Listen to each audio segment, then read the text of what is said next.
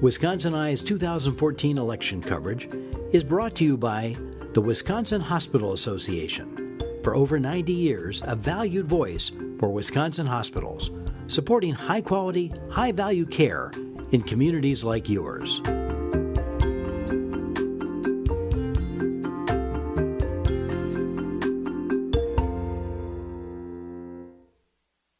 Wisconsin Eye is at the Neenah Public Library interviewing candidates in the 2014 elections. We're interviewing Mr. Mark Westphal. He's from Neenah. He's a Democratic candidate in the 55th Assembly District. Mark, welcome to Wisconsin Eye. Good morning, and thanks for letting me do the interview.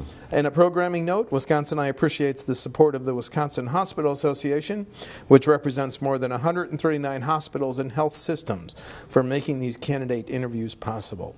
Mark, I'm just curious. I want you to explain a comment on your campaign website.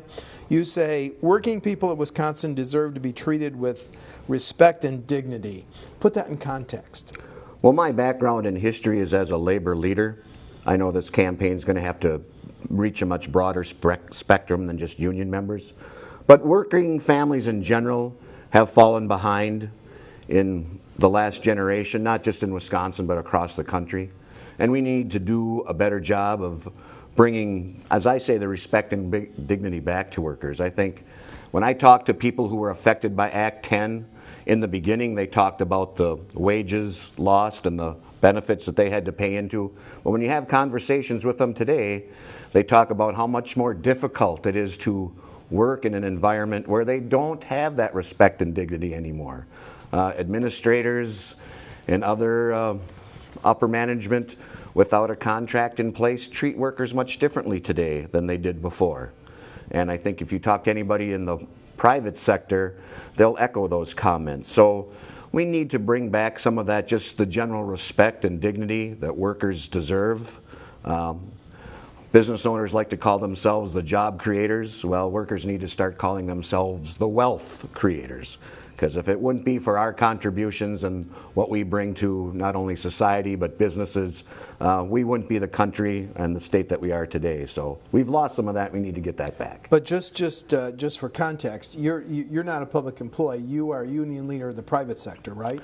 I'm president of the Fox Valley Area Labor Council, which represents all AFL-CIO members in this area. Okay. So directly representing public employees, no. Okay. But I have dealt with them, and in the past few years with Act 10, have been watching that situation pretty closely. Thank you. Many candidates say one of the top issues in the next state budget in the next session is the funding of our public schools. What are your thoughts? Do we need a new school aid formula?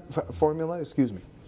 Well, first, I think we need to return back to the funding levels that we had 2 budgets prior, before the cuts were made.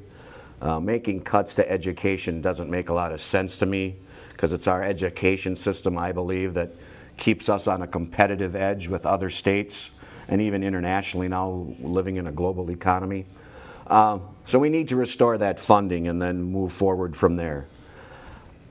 The formula itself, I will admit, I don't have a formula today that I could explain to you and what it should be. Mm-hmm. My concern is that what's happened in the past few years, not just with the cuts, but to education overall, is that school districts in more rural and isolated areas are more greatly impacted from the cuts and some of the things that have been going on, more so than schools in our area. So my main concern is that a student living up, say, in the Wasaki or Crivitz area has the advantages and access to the same opportunities as a student here in Neenah, Menasha, or Appleton. So I would look at changing the formula, but that would be my guiding line, okay, that we are making sure that we're treating and giving students equal opportunities across our state. You shouldn't be negatively impacted by where you live. A big issue in terms of the funding of schools next session is going to be on the school choice and the voucher schools. Do you have a position on those, sir? I am against increasing the voucher program in the state. All I think that does is take more money away from the general fund and hurt students, as I mentioned in my earlier comment. And the statistics that have come out show that the vast majority of the money that went this past year to vouchers were to students that were already in those private schools anyway. So we really haven't made any big increases in the number of students attending private or voucher schools.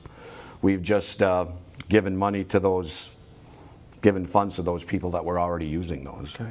Recently, Governor Walker called on both the Assembly and Senate to withdraw or repeal the Common Core standards. Do you have a position on that, sir?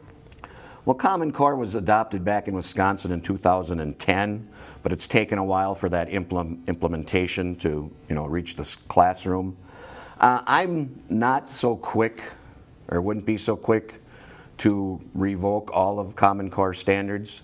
When I do talk with people, the biggest concern seems to come up is in the area of math and mathematics. It's a new way of doing it and teaching it, and I feel more frustration talking with the parents of students trying to help their kids than maybe necessarily the kids and the educators themselves. So we maybe need to look at the Common Core standards in our area and maybe make some changes or tweaks to them, but I'm not at this time prepared to totally revoke them. In 2007 is when groups of business leaders and educators and others got together, and that's kind of where Common Core evolved from. It was really a need to have some basic academic standards so that we could make relative comparisons to how students are doing in Wisconsin compared to other states in the country and even internationally. Because we did see that American students were starting to fall behind in what we like to call the STEM courses: science, technology, engineering, and mathematics. So it was a partnership that kind of led to Common Core, and I don't believe we want to just get rid of it completely at this time without really examining it and giving it time to really reach its full potential. Okay, a new subject on transportation funding. The Wisconsin Taxpayer Alliance says that's going to be one of the most difficult issues in the next budget. They say if you continue to fund transportation at 2013 levels over the next 10 years, we'll be $2 billion short. If there's a deficit, how do you think it should be fixed? Well, there's a lot of ways to look at it. We can stop building roads, which probably isn't the best answer either. We can raise gas tax, which no one's going to like. Or we can do combinations of both. And I think we really have to examine what we want to do for our transportation needs. Part of the problem is people drive more fuel-efficient cars. We've also become smarter drivers. We don't make as many trips as we used to, and we try to combine errands, so we're not going through as many gallons of gas as we used to, so that has cut the fun because our major source of the revenue is from the gas tax. Nobody likes the idea of raising the vehicle registration fees either. This is a classic case of where we have to get input from the people, the residents of our district. What's important to them? In Wisconsin, we have to every year deal with this thing called winter, and that makes the maintenance and upkeep of our roads higher than other states, particularly in the southern region of the country. So we can't make real apples to apples comparisons and say we're spending more than this state or a percentage higher than that state when they don't have the same situations that we do. Okay. People in Wisconsin like to have the freedom to live in more rural or outside areas, but yet they want to be able to get to work and other activities in a relatively short amount of time and get there quickly and safely. Mm-hmm. So they have to make decisions and choices. We have to look at the whole gamut of things to do that. One thing I would propose or would be more inclined to look at is not so much in the last couple budgets, but historically, we've always looked at the transportation fund as that money's just sitting off somewhere, and we've been very quick to borrow from it to help shortfalls in other areas and haven't been so generous when it comes time to pay that back. I think we have to be a little more judicious looking at that, and before we make those decisions, understand the ramifications. So I'd like to keep those funds more segregated for their intended purpose. Question on health care. As you know, 1 in 5 Wisconsin residents gets their health care through our Medicaid system. The American Hospital Association says our Medicaid reimbursement rates are second lowest in the nation. If you've studied the issue, do you have a position on whether we can afford to raise those reimbursement rates? Well, the easiest solution to that whole problem would be to accept the federal expansion of Medicaid. Okay. Our state has not done that. A recent study came out that said we would have probably gained over $200 million in tax revenues if we would accept the federal expansion of Medicaid. I think if we had those extra funds, it would make those choices and decisions about how we reimburse the hospitals much easier. I kind of think refusing that expansion was a short-sighted political move. Okay. It didn't have the best interests of Wisconsin, our taxpayers, or the people that rely on Medicaid.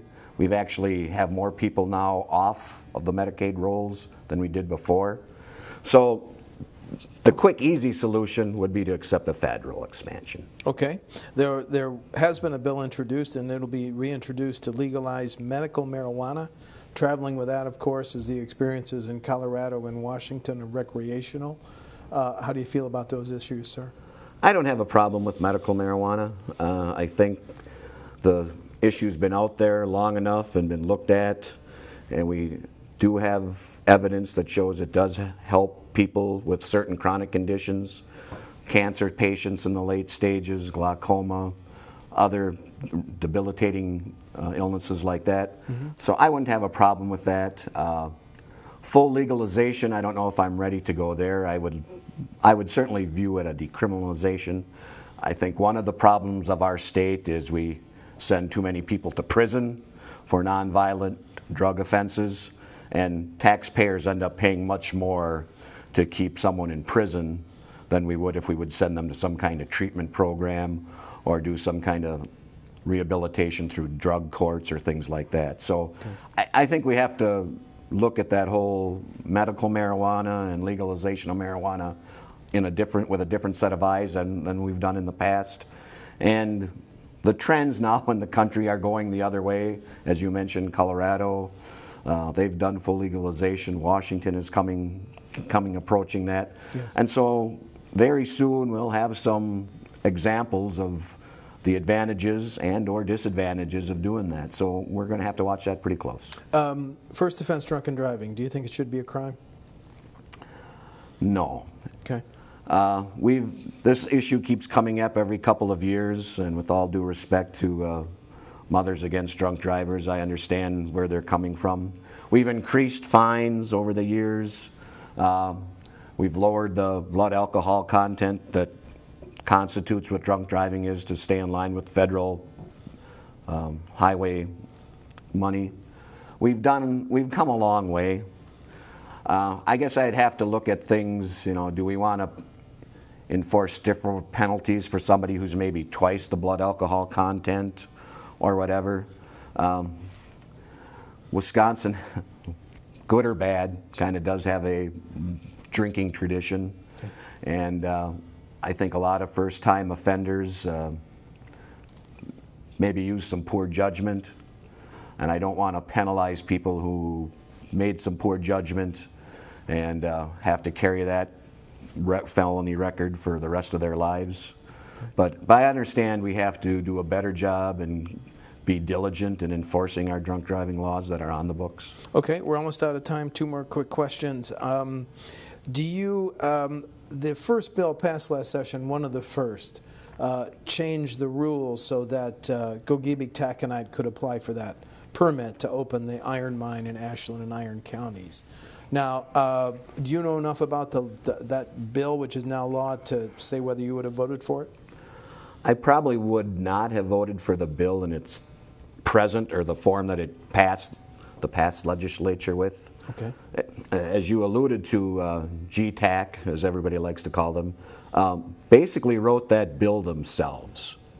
And it was a fast-track bill. There was not much of an opportunity to take public comment or listen to the environmental concerns that were there. And even current DNR regulations are exempt from this mine the way the legislation was written. I'm not against the mine per se and the opportunities and the jobs it could have created, but what we have to be cognizant of as government is balance. and we can't give one side or the other complete control. We need to ensure that we have a good environment, and especially in that area of the state which is known for its pristine area and forests. I know the Native American tribes had some big concerns about the mine.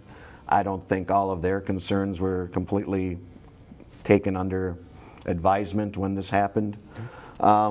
I'm not against the mine, but I think the legislation allowed too much freedom and cut too many regulations, and we just aren't sure that the environmental impacts are going to be within reason.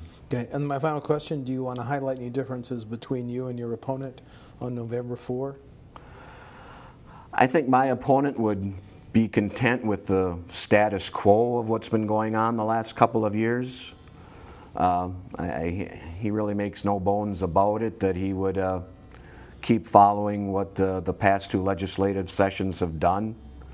I think we need to make some changes. As I said in my opening statement, I think we need to get the people of Wisconsin much more involved in the decision-making process. I think we've let politics and partisanship take too much control over the actions that are happening in Madison. I think it's time that we have a more open, honest government, and one where we are willing to listen to what the people have to say and get their input before we make decisions that affect their lives. Very good. Thank you. Mark Westphal of Neenah is a Democratic candidate in the 55th Assembly District. Mark, thanks for talking to Wisconsin Eye. Thank you.